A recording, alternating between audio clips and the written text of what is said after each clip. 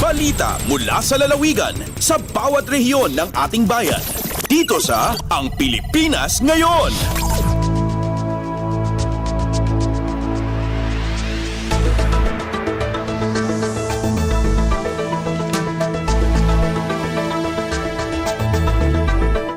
Dumako na tayo sa ating regional news. Unahin natin ang mga balita mula sa rehiyon ng Luzon. Mula sa Dagupan, 14 na lugar sa Pangasinan nakatakdang puntahan ng Provincial Veterinary Office sa susunod na buwan para maghatid ng libreng mga serbisyo para sa mga alagang hayop. Ang detalye ng balitang ito mula kay Ruel de Guzman. 14 na lugar at buong luyag na Pangasinan so ka-schedule yalaan na Provincial Veterinary Office noon tumbok ya bulan ampian makapanitar na nandurumaran serbisyo ni pakar at are alagan ayop na are residente. Aya at bilang pikakasakay na abitan opisina tan sa provincial government at Rabies Awareness Month yes celebra kada bulan na Marso. Kaibad sa are lugar yalaan na Provincial Veterinary Office so are bali na ringayen San Jacinto, San Manuel, Lawak, Tayug, Malasiki, Puzurubio, Bugalyon, San Quintin, Villasis, Sison, Agno, Tanare Syudad na San Carlos, Tan Ordaneta. Sare Servisyon Sarag, yanagamura na are residente at abitlaran lugar at anti-rabies vaccination, panitar na are vitamina, panpurga, tampangkapon at sare aso tampusa. Katakot tumat iya sa Information Education Campaign ni pakar at responsableng panag-alaga na aray ayo. Malalapod RP Dagupan, siya si Ruel de Guzman para Radyo Pilipinas World Service. Balita mula sa lalawigan sa bawat rehiyon ng ating bayan. Dito sa Ang Pilipinas Ngayon.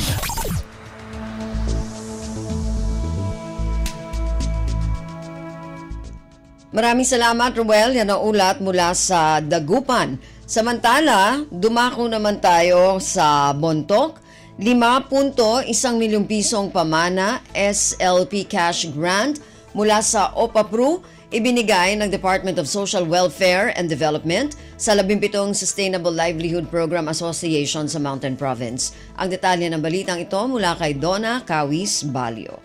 Inwaras idikalman ti DSWD ti 5.1 million pesos apayapa at masaganang pamayanan wenno pamana Sustainable Livelihood Program wenno SLP cash grant iti 10 ket 7 nga SLP associations iti 6 a munisipyo ti Mountain Province. Indaulo ni DSWD Assistant Secretary for Inclusive Sustainable Peace and Special Concerns Arnel Garcia ti panangipaima iti tulong pinansyal a 300,000 pesos tunggal SLP Association dito'y Bontoc. Inbinsa-binsana ti kinapatag ti Whole of Nation Approach iti panagnaynay ti Linak ken Kapya babaan iti tulong dagiti ahensya kas iti OPAPRO ken local government units. Binagaan na pay dagiti benepisyaryo nga iti panagduras ket adda kadakwada babaan iti nasaya at panangimanihar ken panangsustinar iti livelihood da. Uray ni Governor Bonifacio Lacquasan Jr. ket inalokoy na dagiti benepisyaryo nga isustinar ti proyekto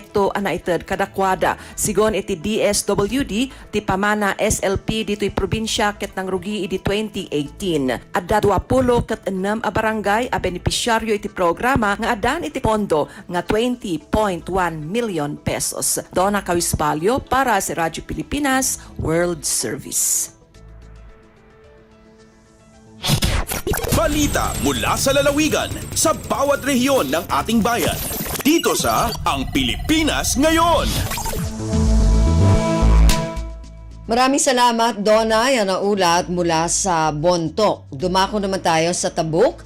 Lokal na pamahalaan ng Tabuk City nakapagtala ng iba't ibang kaso ng pang-aabuso sa mga bata. Ang detalye ng balitang ito mula kay Renzi Roaquin. Ubing iti maysa kadagiti grupo iti sosyedad iti biktima iti naduma-duma a klase iti panagabuso. Dahito iti impakamo ni Social Welfare Officer 2 Asra Lay Akad iti City Social Welfare and Development Office ti LGU Tabuk. Idi napalapas katawan kunana na surok o patapulo nga ubing diti syudad biktima iti physical, economic, emotional, agraman sexual abuse. Iti nasa bilang 30 iti biktima iti sexual abuse nga maibasar iti interview kadagiti biktima kamang iti pamilya kas ti ama, kabsat a lalaki kan kaaruba itakin aramid. Inay nakad nga tapno maagasan iti kapadasan dagito bing a biktima ipapaida iti serbisyo akas ti case conference, counseling, home and school visit, financial and medical support, temporary housing and court proceedings support. Sigun pa ikinakad dagito bing a biktima iti naduma-duma a klase iti panagabuso kat manipod na duma-duma a barangay dito syudad. Gapo iti daytoy dinawat iti City Social Welfare and Development Office nga bigbigan iti karbungan agraman proteksyon kan pudno a panagayat kadag iti ubing tapno biagda a normal. Manipod DCRK Tabuk City. Renz Rawaki nagipagpadamag para iti Radyo Pilipinas World Service. Balita mula sa lalawigan sa bawat rehiyon ng ating bayan. Dito sa Ang Pilipinas Ngayon. Maraming salamat, Renzi. Yan ang ulat mula Tabuk. Dumako naman tayo sa Lucena. Lokal na pamahalaan o mga lokal na pamahalaan sa Quezon nakipagtulungan sa SLSU sa pagbibigay ng psychological services. Ang detalye ng balitang ito mula kay Mara Grezula. Nakipagtulungan ang mga lokal na pamahalaan sa Quezon sa Southern Luzon State University o SLSU sa pagbibigay ng psychological services sa mga kababayang victim survivor ng pang-aabuso, naligaw ng landas o iba pa. Sa panayam ng RP1 Lucena kay Professor Gino Cabrera, faculty member ng AB and MA Psychology Program, sinabi niyang pumasok ang universidad sa Memorandum of Agreement kasama ang LGUs Lukban at Mauban, maging sa Provincial Gender and Development o PGAD Office para sa implementasyon ng Mental Health Advocacy Initiative. Dahil kakaunti pa aniya ang mental health professional sa lalawigan, nakita ng SLSU ang tindi ng pangangailangan sa paghatid ng mga serbisyong psikolohikal, partikular sa mga kapuspalad na walang kakayahang magbayad sa mga pribadong profesional. Kabilang aniya sa mga naseserbisyohan ang mga biktima ng violence against women and their children o VAUC, children and women at risk, children in conflict with the law o CICL, at mga gumamit ng iligal na droga. Mula sa RP Lucena, ito si Mara Grezula para sa Radyo Pilipinas World Service. Balita mula sa lalawigan sa bawat rehiyon ng ating bayan. Dito sa Ang Pilipinas Ngayon.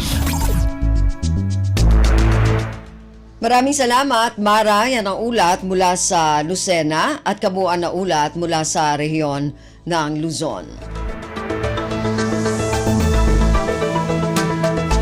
Samantala, dumako naman tayo sa rehiyon ng Kabisayaan mula sa Calbayog. Slope protection itinayo sa bayan ng Tarangnan, lalawigan ng Samar. Ang detalye ng balitang ito mula kay Suzette Pretencio.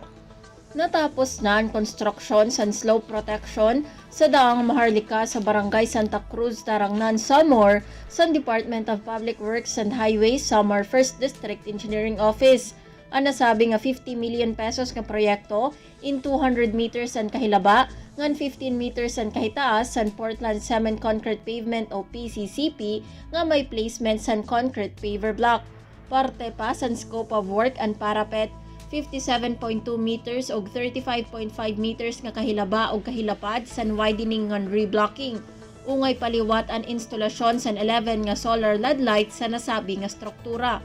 Gintukod ang slope protection para malikyan ang pagkadusmog sandalan, hiunong san paginuran ngan weathering. Ginkuha ang pondo sa General Appropriations Act o GAA FY 2023. Tikang sa Radyo Pilipinas Calbayog, ini si Suzette Pretencio para sa Radyo Pilipinas World Service. Balita mula sa lalawigan sa bawat rehiyon ng ating bayan. Dito sa Ang Pilipinas Ngayon. Maraming salamat, Suzette. Yan ang ulat mula Calbayog at kabuuan na ulat mula sa rehiyon ng Kabisayaan. Dumako tayo sa rehiyon ng Mindanao mula sa Tandag. Philippine Crop Insurance Corporation o PCIC Region 10 nagsagawa na ng inspeksyon sa pinsala na dulot ng pagbaha sa Surigao del Sur. Ang detalye ng balitang ito mula kay Raymond Aplaya. Gi-inspeksyon sa mga personahe sa Philippine Crop Insurance Corporation o PCIC Region 10 ang epekto sa mga pagbaha sa pipila ka mga probinsya sa Caraga Region. Sa pakikinabi sa Radyo Pilipinas Tandag, gibutyag ni Roy Arthur Alamban, ang Sales and Marketing Chief sa Mangbuhatan, nga una nilang giinspeksyon mao ang probinsya sa Agusan del Sur o dinhi sa Surigao del Sur. Sumala pa nga subay silang assessment ang Agusan del Sur gayud mao grabing naapektuhan sa pagbaha. Samtang pinasubay sa ilang datos as of February 23, mokabat na sa 150 ka mga claims for indemnity ang ilang nadawat gikan sa mga mag-uma nga naapektuhan sa baha. Ilan na matod pang gisugdan ang pag-validate sa mga claim o posibleng sa musunod nga simana makapagawas na sila og computation sa indemnity nga may kantidad sa ibayad ngadto sa mga apektadong mag-uuma. Gikan sa Radyo Pilipinas Tandag, kini sa Raymond Aplaya alang sa Radyo Pilipinas World Service. Balita mula sa lalawigan sa bawat rehiyon ng ating bayan. Dito sa Ang Pilipinas Ngayon.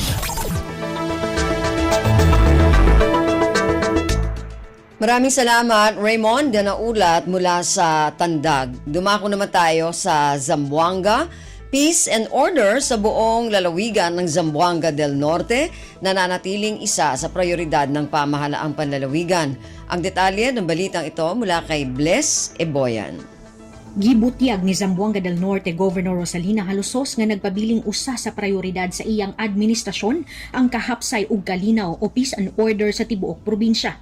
Kinihuman nga mipadalag mensahe ang gobernadora sa nahitabong groundbreaking ceremony sa konstruksyon sa Philippine National Police o PNP Grandstand sa ZNPPO nga anaa sa Camp Hamak Sikayab, Dipolog City. Ang nahisgutang grandstand mubarog sa sulod sa compound sa ZNPPO o kini nga proyekto adunay kantidad nga 2 milyones ka pesos. Dako usab ang pasalamat ni ZNPPO Provincial Director Colonel Glenn Dulawan sa suporta sa kagamhanang probinsyal kung asa mismo nagikan ang pondo para sa mismong proyekto. Dugang pa ni Colonel Dulawan nga kani nga grandstand bunga lamang sa kolaborasyon sa kagamhanang probinsyal ug sa PNP nga adunay usa ka tumong ang magpadayong hapsay ug malinawon ang tibuok probinsya alang sa seguridad sa tanang mga residente. Gikan diri sa Radyo Pilipinas Zamboanga, kini si Bless Iboyan para sa Radyo Pilipinas World Service. Balita mula sa lalawigan sa bawat rehiyon ng ating bayan. Dito sa Ang Pilipinas Ngayon. Maraming salamat, Bless. Yan ang ulat mula sa Zamboanga. Samantala, dumako naman tayo sa Hulo. Tuition fee sa isang pribadong kolehiyo sa Hulo nakaambang tataas sa susunod na school year. Ang detalye ng balitang ito mula kay Fatma Gino. Giwoon tumaas in tuition fee at babayaran high school si mga bata eskwelahan Notre Dame of Hulo College at NDJC Halupa Sug hasumunod school year at Ukabi School. Ini mapuas liabay ha consultation at pagmiswara haantara si mga bata school kamaasan iban singkay banan pa concerned. Malaingkan bangdunon kan Father Eduardo Santoyo, President sin NDJC, kakunahan subay aon panukuti sina board in plano liya pagtaas sina babayaran 8%. Doon nakingatan bang sila makapagminno-minno iban sina board habulan April hatahon yan ampay ni Manoy Tuyan, hikapapanaw. Kakunahan law niya taasan imbabayaran na supaya kakanapan ingadji si mga kamastalan hamat makaapal sa halga si mga bibihon na jimadjatubiyawn inflation at o paghalga si mga panyiraan. Pila tahon na kakanapayta pa sinasabot na kura, why pa in COVID-19 pandemic, sinakapataas sila simbabayaran na nasabot school. Deng RP Holo, ini Fatma Adiligino para Radyo Pilipinas World Service. Balita mula sa lalawigan sa bawat rehiyon ng ating bayan. Dito sa Ang Pilipinas Ngayon.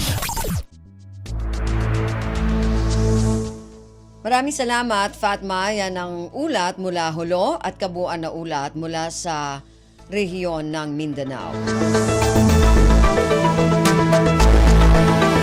Narinig po ninyo ating regional news para sa araw na ito, kalipunan ng mga balita mula sa iba't ibang rehiyon at lalawigan dito sa Pilipinas.